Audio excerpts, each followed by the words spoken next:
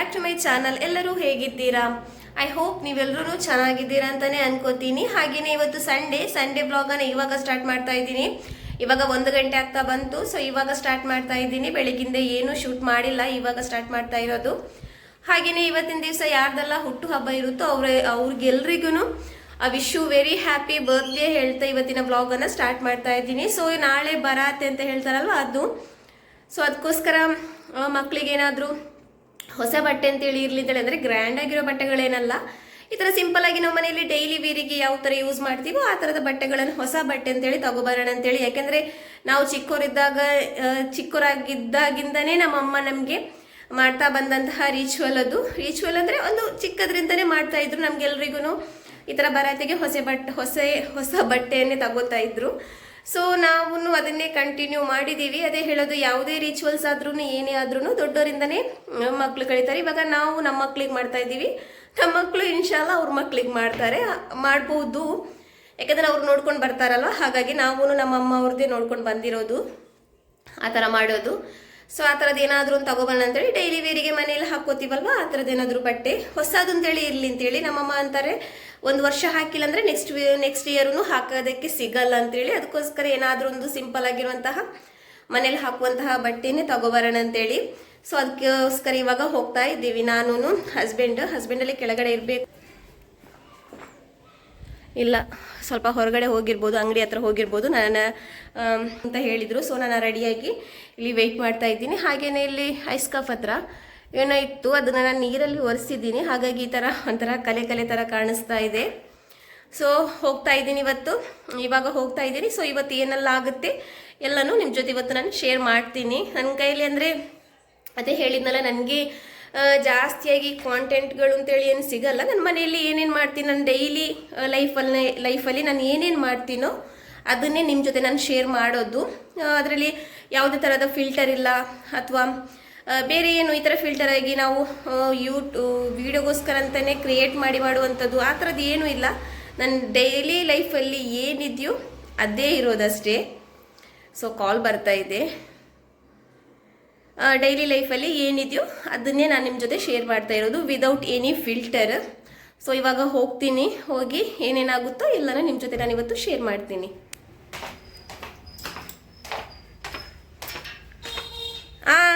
Helmet ಬೇನಾ? Helmet ಎಡ್ಕನಾ? So helmet ತಗೊಂಡು ಹೋಗಿಲ್ಲ, ಅದನ್ನು ತಗೋಬರ್ತೀನಿ. ಹಾಗೆ ಹೆಲ್ಮೆಟ್ ಹಾಕೋದಂದ್ರೆ ಒಂಥರ ಉದಾಸೀನ, ತಲೆನೋವು ಬಂದುಬಿಡುತ್ತೆ. ಸೊ ಅದಕ್ಕೋಸ್ಕರ ಹಾಕಿಲ್ಲ. ಇವಾಗ ಹೆಲ್ಮೆಟ್ ಬೇಕು ಅಂತ ಹೇಳ್ತಾ ಇದ್ದಾರೆ. ಯಾಕಂದರೆ ಮಂಗಳೂರು ಕಡೆ ಹೋಗೋದಾದರೆ ಹೆಲ್ಮೆಟ್ ಬೇಕೇ ಬೇಕು. ಸೊ ಅದು ತೆಗಿಯೋಣ.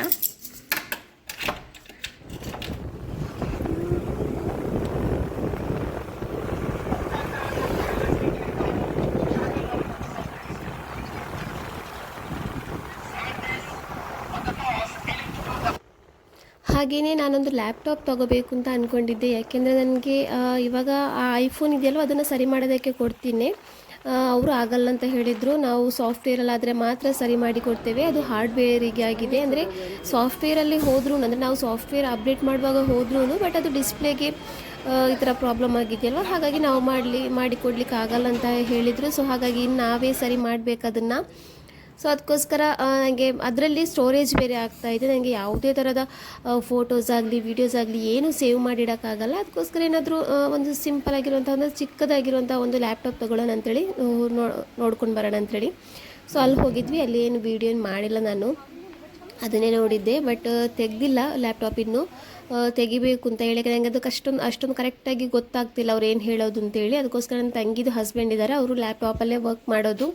ಸೊ ಅವ್ರ ಹತ್ರ ಹೇಳಿದರೆ ಗೊತ್ತಾಗುತ್ತಲ್ವ ಅಂತೇಳಿ ಆಮೇಲೆ ನೋಡೋಣ ಅಂತೇಳಿ. ಹಾಗೆಯೇ ಬರತ್ತಿದೆಯಲ್ವ, ಅದಕ್ಕೆ ಬಟ್ಟೆ ತೆಗಿಯೋಣ ಅಂತಲೂ ಬಂದಿದ್ದೆ ಇಲ್ಲಿ. ನನಗೂ ಒಂದು ತಗೊಂಡೆ, ಅದು ನಿಮಗೆ ಆಮೇಲೆ ತೋರಿಸ್ತೀನಿ ಏನು ತಗೊಂಡೆ ಅಂತೇಳಿ. ಮಕ್ಕಳಿಗೆ ಏನು ತಗೊಂಡೆ, ನನಗೇನು ತಗೊಂಡೆ ಅಂತೇಳಿ. ಹಾಗೆಯೇ ಇವತ್ತು ವೀಕ್ಲಿದು ಅಂದರೆ ವೆಜಿಟೇಬಲ್ಸ್ ಇದೆಯಲ್ವ ಅದನ್ನು ಇಲ್ಲಿ ನಾವು ಪರ್ಚೇಸ್ ಮಾಡ್ತಾಯಿದ್ದೀವಿ, ಅಂದರೆ ತೆಗಿತಾ ಇದ್ದೀವಿ. ಮನೆಗೆ ವೀಕ್ಲಿಗೆ ಏನೇನು ಬೇಕು ಅದೆಲ್ಲ ನಮ್ಮ ಅಮ್ಮನಿಗೆ ಬೇರೆ ನಮಗೆ ಬೇರೆ, ಅಂದರೆ ಅವ್ರ ಮನೆಗೆ ಬೇರೆ ನಮ್ಮ ಮನೆಗೆ ಬೇರೆ ಅಂತೇಳಿ ಇದರ ತೆಗಿತಾ ಇದ್ದೀವಿ.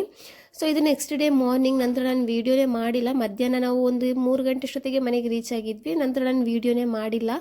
ಇವಾಗ ನೆಕ್ಸ್ಟ್ ಡೇ ಮಾರ್ನಿಂಗ್ ಇದು ಮಾಡ್ತಾ ಇರೋದು, ಅಂದರೆ ಮಂಡೇ ಮಾರ್ನಿಂಗ್. ಸೊ ಮೊನ್ನೆ ಮಾಡಿರುವಂತಹ ಕಡುಬು, ಆ ಕಡಲೆಕಾಳಿದು ಕುರ್ಮ ಇದೆಯಲ್ವ ಅದು ಮನೇಲಿ ತುಂಬ ಇಷ್ಟ ಆಗಿಬಿಟ್ಟಿತ್ತು. ಸೊ ಅದಕ್ಕೋಸ್ಕರ ಅದನ್ನೇ ಇವತ್ತು ರಿಪೀಟ್ ಮಾಡ್ತಾ ಇದ್ದೀನಿ. ನನ್ನ ಮಗಳು ಅಂತ ಇದ್ಲು ನಂಗೆ ಅದು ಮಾಡಿಕೊಡು ಅಂತೇಳಿ, ಅದಕ್ಕೋಸ್ಕರ ಅದನ್ನೇ ಇವತ್ತು ನಾನು ರಿಪೀಟ್ ಮಾಡ್ತಾ ಇದ್ದೀನಿ. ತುಂಬ ಚೆನ್ನಾಗಿತ್ತು, ತುಂಬ ಟೇಸ್ಟಿಯಾಗಿತ್ತು. ಅದ್ರ ಜೊತೆಗೆ ಒಂದು ಗ್ಲಾಸ್ ಕಣ್ಣ ಟೀ ಬರುತ್ತಲ್ವ, ಅದು ಕುಡಿದ್ರೆ ಒಂದೇನು ಹೇಳ್ಬೋದು ಅಂದರೆ ಒಂದು ಕಂಪ್ಲೀಟ್ ಆಗಿರುವಂತಹ ಒಂದು ಮಾರ್ನಿಂಗ್ ಬ್ರೇಕ್ಫಾಸ್ಟ್ ಅಂತ ಹೇಳ್ಬೋದು, ಅಷ್ಟೊಂದು ಟೇಸ್ಟಿಯಾಗಿತ್ತು. ಸೊ ಅದನ್ನು ಇವಾಗ ನಾನಿಲ್ಲಿ ಪ್ರಿಪೇರ್ ಮಾಡ್ತಾ ಇದ್ದೀನಿ.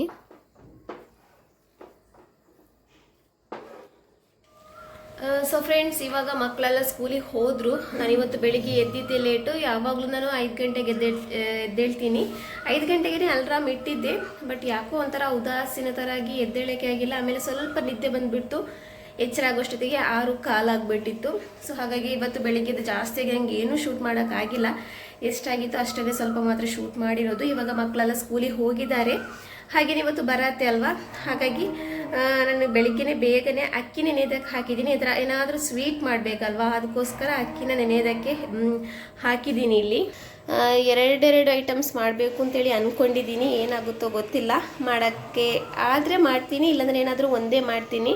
ಅಂದರೆ ಸ್ವೀಟ್ ಕಲ್ತಪ್ಪ ಹೇಳ್ತಾರಲ್ವ, ಅದು ಒಂದು ಮಾಡೋಣ ಅಂತೇಳಿ, ಆಮೇಲೆ ನೆಯ್ಯಪ್ಪ ಅಂತಾರಲ್ವ, ಅದೊಂದು ಮಾಡೋಣ ಅಂತೇಳಿ ನೋಡೋಣ. ಎರಡೂ ಮಾಡೋಕ್ಕಾದರೆ ಮಾಡ್ತೀನಿ, ಇಲ್ಲಾಂದರೆ ಒಂದೇ ಮಾಡ್ತೀನಿ. ಯಾಕಂದರೆ ಸ್ವಲ್ಪ ಹೊರಗಡೆ ಹೋಗೋದಿದೆ ನನಗೆ, ಅದಕ್ಕೋಸ್ಕರ ಎರಡು ಎಲ್ಲಾದರೂ ಹೊರಗಡೆ ಹೋಗಿ ಬಂದರೆ ಎಷ್ಟು ಸುಸ್ತಾಗುತ್ತೆ ಅಂತೇಳಿ ಗೊತ್ತಿದೆಯಲ್ವ. ಸೊ ಹಾಗಾಗಿ ಇವತ್ತು ಏನು ಮಾಡ್ತೀನಿ, ಏನಾಗುತ್ತೆ ಎಲ್ಲನೂ ಶೇರ್ ಮಾಡ್ತೀನಿ.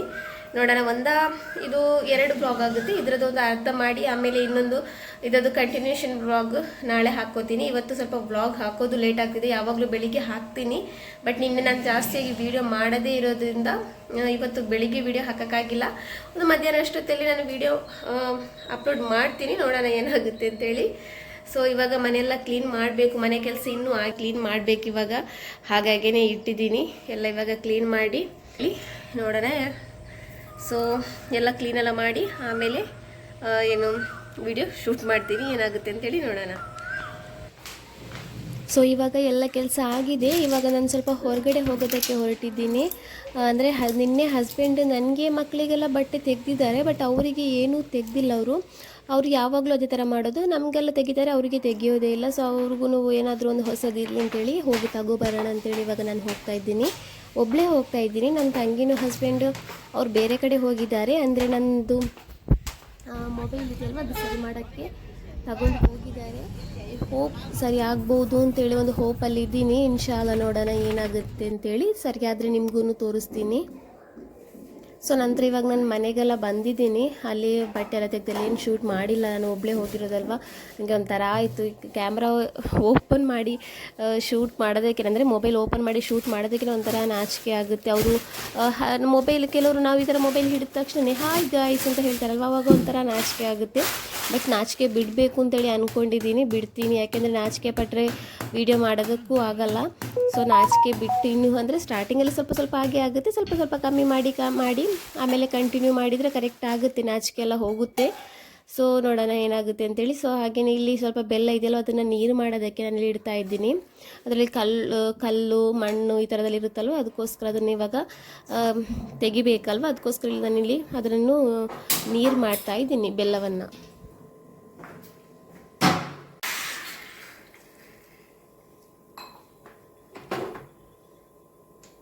ಸೊ ಫ್ರೆಂಡ್ಸ್, ಇವಾಗ ಹೋಗಿ ಬಂದಿದ್ದೀನಿ. ತುಂಬ ಸುಸ್ತಾಗ್ತಾ ಇದೆ. 2:30 ಗಂಟೆ ಆಯಿತು ಆಲ್ಮೋಸ್ಟ್. ಸ್ವಲ್ಪ ಬೇಗನೆ ಮಾಡಿಡಬೇಕಾಗಿತ್ತು. ನಾನು ಅದೇ ನೆಯ್ಯಪ್ಪ ಹೇಳ್ತಾರಲ್ಲ, ನಾನಿದು ಫಸ್ಟ್ ಟೈಮ್ ಮಾಡ್ತಾ ಇರೋದು. ಒಂದು ರೆಸಿಪಿನ ನೋಡಿ ನಾನಿಲ್ಲೇ ಮಾಡ್ತಾ ಇರೋದು. ಸೊ ಅದನ್ನು ಬೇಗ ನಾವು ರುಬ್ಬಿ ಎಲ್ಲ ಇಡಬೇಕು. ಒಂದು 6 ಗಂಟೆ ಆದರೂ ಅದು ಫಾರ್ಮೇಟಿಂಗ್ ಆಗಬೇಕು ಅಂತ ಹೇಳಿದರು. ಸೊ ಇವಾಗ ಸ್ವಲ್ಪ ಲೇಟ್ ಆಯಿತು, ಪರವಾಗಿಲ್ಲ. ನಾನು ಮಾಡೋದು ಸ್ವಲ್ಪ ಲೇಟ್ ಮಾಡ್ತೀನಿ. ಅಂದರೆ ಹಾಕ್ತೀನಲ್ವ, ಫ್ರೈ ಮಾಡ್ತೀನಲ್ವ, ಅದನ್ನು ಸ್ವಲ್ಪ ಲೇಟ್ ಮಾಡ್ತೀನಿ. ಕರೆಕ್ಟ್ ಆಗ್ಬೋದು ಅಂದ್ಕೊಂಡಿದ್ದೀನಿ. ಹಾಗಾಗಿ ಇದ್ರದ್ದು ರೆಸಿಪಿನ ನಾನು ಶೇರ್ ಮಾಡಲ್ಲ. ಇದು ಕರೆಕ್ಟಾಗಿ ಬಂದರೆ, ನಾನು ಅಂದ್ಕೊಂಡಿರೋ ಥರನೇ ಬಂದರೆ ಅದರದ್ದು ರೆಸಿಪಿನ ನಾನು ನಿಮಗೆ ಇನ್ನೊಂದ್ಸಲ ಸಪ್ರೇಟಾಗಿ ಮಾಡಿ ಶೇರ್ ಮಾಡ್ತೀನಿ ಬೇಕಂದರೆ. ಬಟ್ ಇವಾಗ ನಾನು ಇದ್ರದ್ದು ರೆಸಿಪಿನ ಶೇರ್ ಮಾಡಲ್ಲ. ಬಟ್ ನಾನು ಸ್ವೀಟ್ ಕಲ್ತಪ್ಪ ಇದೆಯಲ್ವ, ಅದು ನಾನು ಫಸ್ಟಿಗೆಲ್ಲ ಮಾಡಿದ್ದೀನಿ. ಅದ್ರದ್ದು ರೆಸಿಪಿನ ನಾನು ಶೇರ್ ಮಾಡ್ತೀನಿ, ಅದು ಆಮೇಲೆ ಮಾಡೋದು. ಸೊ ಅವಾಗ ಅದನ್ನು ನಾನು ನಿಮ್ಮ ಜೊತೆ ಶೇರ್ ಮಾಡ್ತೀನಿ. ಹಾಗೆಯೇ ಎಳ್ಳು ಇತ್ತಿಲ್ಲ, ಎಳ್ಳು ಯಾವುದಕ್ಕೂ ಯೂಸ್ ಆಗಲ್ಲ. ಸೊ ಹಾಗಾಗಿ ಎಳ್ಳು ಇತ್ತಿಲ್ಲ, ಬ್ಲ್ಯಾಕ್ ಕಲರ್ ಎಳ್ಳು ಬರುತ್ತಲ್ವ ಅದು. ಸೊ ಅದನ್ನು ತಗೋ ಬಂದಿದ್ದೀನಿ. ಹಾಗೆ ತುಪ್ಪನೂ ಖಾಲಿ ಆಗಿಬಿಟ್ಟಿತ್ತು, ಹಾಗಾಗಿ ಸ್ವಲ್ಪ ಸ್ವಲ್ಪ ಐಟಮ್ಸ್ಗಳ ಖಾಲಿ ಆಗಿರೋದೆಲ್ಲ ತಗೊಬಂದಿದ್ದೆ. ಹಾಗೆ ಬೆಲ್ಲನು ಜಾಸ್ತಿಯಾಗಿ ಯೂಸ್ ಆಗ್ತಾ ಇದ್ದಿಲ್ಲ, ಹಾಗಾಗಿ ಅದನ್ನು ತಗೊಬಂದಿದ್ದೀನಿ. ಸೊ ಇವಾಗ ಈ ನೆಯ್ಯಪ್ಪನ ಮಾಡ್ತೀನಿ ಫಸ್ಟಿಗೆ, ನಂತರ ನಾನು ನಿಮಗೆ ಸ್ವೀಟ್ ಕಲ್ತಪ್ಪ ಇದೆಯಲ್ವಾ ಅದ್ರದ್ದು ರೆಸಿಪಿನ ಶೇರ್ ಮಾಡ್ತೇನೆ. ಹಾಗೆ ನಾನು ನನ್ನ ಮಗಳಿಗೆ ಚಿಕ್ಕವಳಿಗೆ ಮೀಶೋದಿಂದ 3 ಬಟ್ಟೆನ ಆರ್ಡ್ರ್ ಮಾಡಿದ್ದೆ, ಅಂದರೆ ಮನೆಯಲ್ಲಿ ಹಾಕೋದಕ್ಕೆ ಅಂತೇಳಿ. ತುಂಬಾ ಚೆನ್ನಾಗಿ ಬಂದಿತ್ತು, ಕ್ವಾಲಿಟಿ ತುಂಬ ಚೆನ್ನಾಗಿತ್ತು. 382 ರುಪೀಸ್ಗೆ ತುಂಬಾ ಚೆನ್ನಾಗಿತ್ತು. ಮನೆಯಲ್ಲಿ ಈ ಥರ ಹಾಕೋದಕ್ಕೆ ಅಥವಾ ಈ ಥರ ಸಡನ್ಲಿ ಆಗಿ ಹೊರಗಡೆ ಎಲ್ಲಾದರೂ ಹೋಗುವಾಗ ಅಥವಾ ಅಂಗಡಿ ಹೋಗುವಾಗ ಈ ಥರ ಹಾಸ್ಪಿಟಲ್ ಈ ಥರ ಎಲ್ಲ ಹೋಗುವಾಗ ಹಾಕ್ತಾರಲ್ಲ, ಒಂಥರ ಕಂಫರ್ಟಬಲ್ ಆಗಿರುತ್ತಲ್ವ ಅಂತ ಬಟ್ಟೆ ತುಂಬ ಚೆನ್ನಾಗಿತ್ತು. ಮೆಟೀರಿಯಲ್ಸ್ 3 ಪ್ಯಾಂಟು ಬ್ಲ್ಯಾಕ್ಗೆ, ಬಟ್ ಬಟ್ಟೆ ಮಾತ್ರ ಬೇರೆ ಬೇರೆ ಕಲರು, ವೈಟು, ಪೀಚ್, ಬ್ಲ್ಯಾಕ್ ಆ ಥರ 3 ಕಲರಲ್ಲಿತ್ತು. ಹಾಗೆಯೇ ನಾನು ನಿನ್ನೆ ನನ್ನ ಮಗಳಿಗೆ ಈ ಥರ ಹಾಕೋದಕ್ಕೆ ಅಂತೇಳಿ ತಗೊಬಂದಿದ್ದೆ ಆ ಬಟ್ಟೆನ. ಇದು ನನಗೆ ಅಂತೇಳಿ ತಗೊಂಡಿರೋದು. ಇದು ಕಾಟನ್, ಇದು ತುಂಬ ಚೆನ್ನಾಗಿತ್ತು. ಕಾಟನ್ ಅಲ್ವಾ, ಹಾಕೋದಕ್ಕೆಲ್ಲ ತುಂಬ ಚೆನ್ನಾಗಾಗುತ್ತೆ. ಸ್ವಲ್ಪ ಲೂಸ್ ಆಗಿದೆ ತಗೊಂಡಿದ್ದೀನಿ ನಾನು ಅದನ್ನು.